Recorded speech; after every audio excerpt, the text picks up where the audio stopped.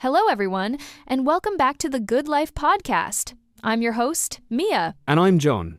Hey everyone, it's great to be here. How are you doing today, John? You look a little tired. You know me. I'm doing okay, but honestly, I didn't sleep very well last night. I was up way too late watching videos on my phone. Oh no, not the phone in bed again? Yeah, I know. It's a bad habit. I just tell myself, I'll watch one more video, and suddenly, it's 1 a.m. Ha! We've all been there. But it really shows, doesn't it? Like when you don't sleep well, the whole next day just feels off. Exactly. It's like my brain is in slow motion. I wake up, and I already feel tired.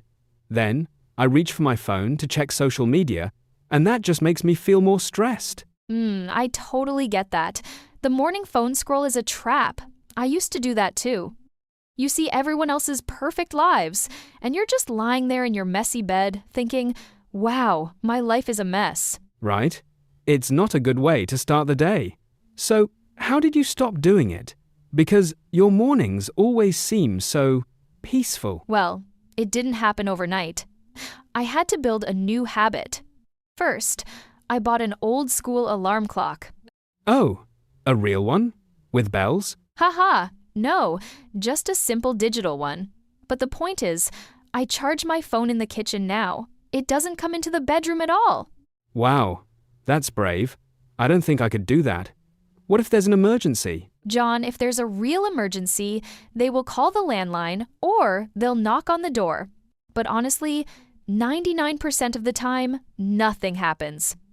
And if I need to check something, I can do it after I get dressed. That makes sense. So, when you wake up and your phone isn't there, what do? Well, the first thing I do is drink a big glass of water. I keep it on my nightstand. Then, I just sit by the window for 5 minutes and look outside. No screens, no noise. Just breathing. That sounds amazing. I usually just jump out of bed and run to the coffee machine. Coffee is great, don't get me wrong, but starting with water and a few quiet minutes really sets the tone for the day. It makes me feel calm and in control. In control. I like that word. Because right now, I feel like my phone controls my mornings. It dictates my mood before I even brush my teeth. Exactly. And that's the thing about habits, right? They shape our entire day. If your first action is reacting to someone else's post or email, you're starting the day in a reactive state. Yeah, reactive. That's exactly what it feels like. I'm just responding to the world instead of creating my own day. Yes. And it's not just about the phone. What about making the bed? Oh, come on. Making the bed? Really? Really. Hear me out. It takes 2 minutes. And when you make your bed, it's the first task of the day. You get a little sense of pride. I guess that's true. It does feel nice to come back to a made bed at night. Exactly. And it reminds you that little things matter. If you can't do the little things right, you'll never do the big things right. Wow, that's deep. Did you read that in a book? Haha. Yeah, actually. It's from a famous speech, but it's so true. It's about building momentum. Momentum. Okay, so we have no phone in the bedroom, drinking water, looking out the window, and making the bed.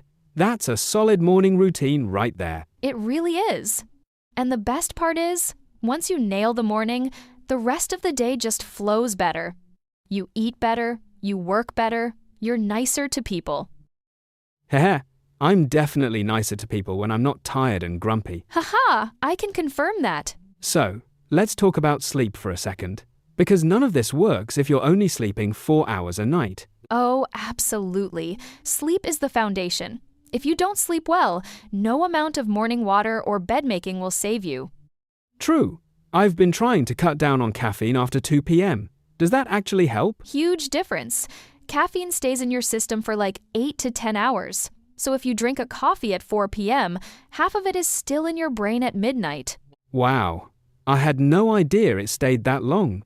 I always thought it just gave you a boost and then wore off in a couple of hours. Yeah, the boost wears off, but the chemical is still there, blocking your sleep receptors. It's crazy. Okay. I need to stop my afternoon iced coffee habit then. That's going to be hard. You can do it. Just switch to herbal tea or sparkling water with lemon. Sparkling water with lemon. I can try that. What about your sleep routine, Mia? Do you have a wind-down process? I do. I try to dim the lights in the house around 8 p.m. It signals to my brain that the day is over, and I read a physical book. Not an e-reader, a real paper book. A real book? I haven't read a physical book in years. I always use my tablet. That's why you have trouble sleeping. The blue light from the tablet tricks your brain into thinking it's daytime. Ah, right.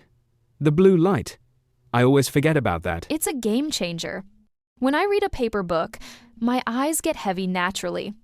I don't have to force myself to sleep. I just drift off. That sounds like a dream, honestly. I usually lie there for an hour thinking about all the things I need to do tomorrow. Oh, the brain dump. I used to do that too. What I do now is keep a notepad by my bed. If I think of a task, I just write it down. Then I tell my brain, it's on the paper. We don't need to think about it until tomorrow. That's a clever trick. I might have to steal that idea. Please do. It really helps clear your mind. You know, talking about sleep and mornings makes me realize how much of my day is just automatic. I'm totally on autopilot. Oh, totally. And that's where food comes in, right? Because if you're on autopilot, you usually reach for the easiest, unhealthiest food. Guilty. Sigh. When I'm tired from bad sleep, I don't want to cook. I just order a pizza or get fast food. It's so easy. I get it. We all do it. But think about how that makes you feel an hour later. Sluggish, heavy, and then I need more coffee to wake up. It's a vicious cycle. Exactly. So, what's a small habit we can change there? Not, I will cook gourmet meals every day. That's too hard. Yeah, I've tried that. I buy all these fancy vegetables, and I fail by Wednesday. Haha. Haha, right. The vegetables just rot in the fridge. What if you just change one meal, like breakfast? You already have the water habit. What if you add a healthy breakfast? A smoothie. I could do that. Throw some spinach and a banana in a blender. That's not hard at all. See? Small habit. Big difference. And it's not just about physical health, John. It's about self-respect. When you feed yourself well, you're telling your brain, I matter. My body matters. Wow. I never thought about it like that. I matter. That's actually really powerful. It is. And that brings us to movement. Exercise. Oh, don't tell me I need to wake up at 5 a.m. and run 10 miles. No. Haha. Please don't. I hate running. Phew. Okay, good. Because I definitely won't do that. Movement doesn't have to be a punishment. It should be a celebration of what your body can do. Just a 2-0-minute walk outside. That's it. A 2-0-minute walk. I can definitely do that. I usually just sit at my desk all day, then sit on the couch all night. Right. And that's when the brain fog sets in. A quick walk gets the blood flowing. It clears your head. I take a walk every day after lunch. No phone, just listening to music or a podcast. That sounds lovely. A little break in the middle of the day. But Mia, what if I miss a day? I feel like if I miss one day of my new smoothie habit, or my walk, I just give up completely. I eat a whole pizza instead. Ah, the all-or-nothing trap. We all fall into that. You think, well, I ruined my diet today, so I might as well eat the whole pizza. Exactly. I broke the habit, so the habit is broken. But that's not how it works. If you drop your phone, you don't smash it with a hammer, right? You just pick it up. Haha, good point. I wouldn't smash my phone. So if you miss a day, just pick it up the next day. Never miss twice. That's the rule. Never miss twice. I like that. It takes the pressure off. You know, Mia, we're talking about all these little things. Drinking water, making the bed, eating a banana smoothie, taking a walk. It sounds so simple, almost too simple. It is simple, but it's not always easy. The magic isn't in the action itself, John. The magic is in the consistency. Consistency. Yeah. Because doing it once doesn't change anything. Right. But doing it every day for a year? That changes your life. Think about it. If you improve just 1% every day, by the end of the year, you're 37 times better. Wow. 37 times? Math is crazy. Haha, it's called the aggregation of marginal gains. But really, it just means that good habits compound, like money in a bank. So, these little habits, they actually create the good life we're always talking about on this podcast? Exactly. People think the good life is winning the lottery, or buying a huge house, or moving to a tropical island. I definitely thought that when I was younger. Haha. I thought, once I have $1 million, then I'll be happy, and my life will be perfect. We all did. But the truth is, the good life is just a lot of good days strung together. And good days are made of good habits. The good life is just a lot of good days strung together. I love that. I'm definitely writing that down. It's true. If your daily habits are stressful, chaotic, and unhealthy, your life will feel stressful, chaotic, and unhealthy. But if your habits are calm, intentional, and kind, your life becomes that. That makes so much sense. It takes the pressure off, you know? I don't need to change my whole life today. I just need to have a good today. Yes. Just focus on today. Win the morning, win the day. But wait, we can't forget the mental habits.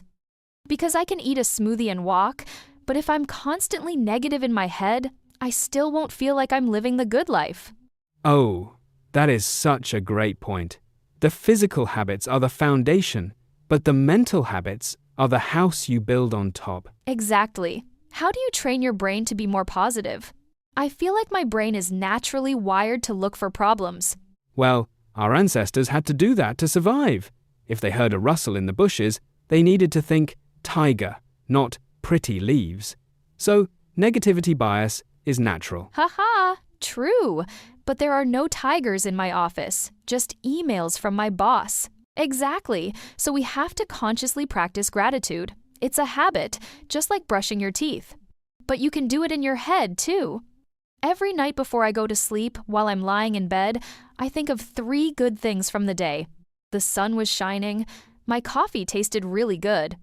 A friend sent me a funny text. It trains your brain to scan the day for the positive things instead of the negative things. That actually sounds really nice. It shifts your focus. It completely shifts it. Over time, you just become a more optimistic person. You start expecting good things to happen. And that's what the good life is, right? Just feeling good about your life? It's a huge part of it. It's about peace. It's about waking up and feeling excited for the day and going to sleep feeling proud of how you lived it. Wow, I really want that. I really do. I know you do, John. And the beautiful thing is, it's completely possible. It starts with that one small choice we talked about. But you know, when you start changing these habits, it doesn't just affect you, right? It affects the people around you too. Oh, absolutely. 100%. Think about it. When you're in a bad mood because you didn't sleep well and you ate junk food, who suffers? Well, my dog suffers because I don't want to play, and my coworkers suffer because I'm grumpy. Exactly. Haha, your dog definitely knows when you're grumpy. But seriously, our habits ripple out. When you start taking care of yourself, you have more energy for your friends, your family, your partner. You're more present. That's so true. I remember a few years ago, I started this habit of cooking dinner at home 3 times a week instead of ordering takeout. Oh, I love that. What happened? Did you save a lot of money? Well, at first, yes, it was just about saving money. But then, something unexpected happened. My friends started coming over more often. We'd just hang out in the kitchen, drink some tea or wine, and cook together. It completely changed my social life. Wow, that's amazing. So a simple habit of cooking dinner turned into a way to connect with people. Exactly. I never planned for that. I just wanted to eat healthier and save a few bucks, but it created this warm, welcoming environment in my apartment. People felt comfortable there. It brought me closer to my friends. Yeah, that's the good life right there. It's not about being perfect or having $1 million. It's about creating a life that feels good to live and that naturally brings good people and good experiences into your orbit. Yes, but John, What about when the habits get boring? Because let's be honest, drinking water and making the bed gets a little repetitive after a while. Haha, it does. It really does. That's when I usually quit. I get bored and I go back to my old ways. How do you deal with that? Well, that's when you have to shift your mindset. You stop focusing on the action and you start focusing on your environment. You have to design your space to make the good habits easy and the bad habits hard. Environment design? What do you mean? Well, remember how I put my phone in the kitchen at night? That's environment design. I made the bad habit scrolling in bed really hard to do, and the good habit, sleeping really easy. Ah, right. So if I want to walk in the morning, I should put my running shoes right next to the bed. Exactly. Or even sleep in my running clothes if I'm really desperate. Ha ha. No, I won't sleep in my running clothes. But putting the shoes by the door is a great idea. It removes the friction. I don't have to think about finding my shoes. They are just there. Yes. And you also need patience. People always ask me, Mia, I've been drinking water and walking for a week. Why don't I feel like a completely new person yet? Haha, yeah. I've definitely thought that. I expect magic results in 3 days. Right. But habits don't work like that. Imagine you have an ice cube sitting on a table in a cold room. The room is slowly warming up. You watch the thermometer. 25 degrees, 26, 27, 28. Nothing happens to the ice.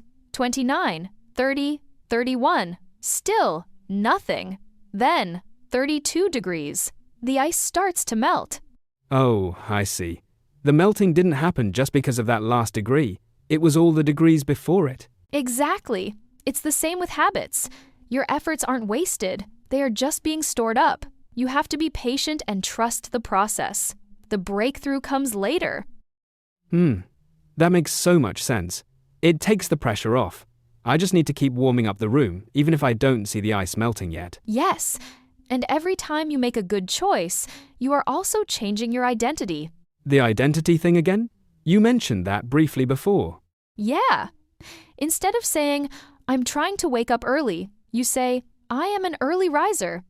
Instead of, I'm trying to eat healthy, you say, I am a healthy person. Every time you choose the smoothie over the pizza, you're casting a vote for that identity. Oh, wow. Casting a vote. That makes it feel less like a chore and more like building a character. Like, I'm writing the story of who I want to be. Exactly. You are the author of your own life, and your daily habits are the words you use to write the story. If you write, I stayed up late and ate junk every day, that's a tragedy. But if you write, I slept well, walked, and ate well, that's a beautiful story. Wow. Okay, I'm getting goosebumps. That's actually really beautiful. I never thought about my morning routine as writing a story. Haha, don't cry yet, John. We still have a few minutes left. Haha, I'm not crying. Just thinking. It's a lot to take in. So, if our listeners are hearing this right now and they want to start building this good life, what should they do? Should they try to change everything tomorrow? Oh, definitely not. That's the biggest mistake people make. They get super motivated on a Sunday night, and they plan to wake up at 5 a.m., run 5 miles, meditate for an hour, and eat only kale. Haha, yeah. And by Tuesday, they are eating a giant donut and feeling terrible about themselves. Exactly. So my advice is, pick just one thing, just one tiny habit. Just one? That's it? Yes. Maybe it's just drinking a glass of water when you wake up. That's it. Do that for 2 weeks until it's automatic. Then, add the next thing. Small steps. That's so much more realistic. I can definitely drink a glass of water. I can start there. Right. And be kind to yourself. You will mess up. You will have days where you scroll on your phone until midnight. You will eat the pizza. Oh, I will definitely eat the pizza, especially on Fridays. Haha, we all will. But remember the rule. Never miss twice. Just get back on track the next day. Don't beat yourself up. Guilt doesn't build good habits. It just builds stress. Never miss twice. Got it. You know, Mia, This conversation has really shifted something for me. I feel like I don't need to wait for the weekend to relax, or wait for a vacation to be happy. I can just build a good Tuesday. Yes, a good Tuesday is the secret. If you can make a random, boring Tuesday feel good, then your whole life feels good. The good life isn't a destination, John.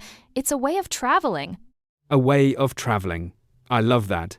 Well, I think we are just about out of time for today. We are. Time flies when you're talking about the good life. It really does. Well, thank you so much for tuning in today, everyone. If you enjoyed this episode, please leave us a review and subscribe to the podcast. It really helps us reach more people. And don't forget to share it with a friend. Maybe a friend who needs to stop scrolling on their phone at 1 a.m. Haha, we all have that friend. Or maybe we are that friend. Haha, we all have that friend. Or maybe we are that friend. Yeah, send us a message and let us know. We read every single one, and we try to reply to as many as we can. Haha, exactly. No judgment here. You can find us on Instagram and Twitter. We'd love to hear what tiny habit you are going to start this week. Bye, everyone. Have a wonderful, habit-filled week. Until next time, remember, win the morning, win the day. Take care of yourselves, be patient with the process, and be kind to yourselves when you mess up. Bye!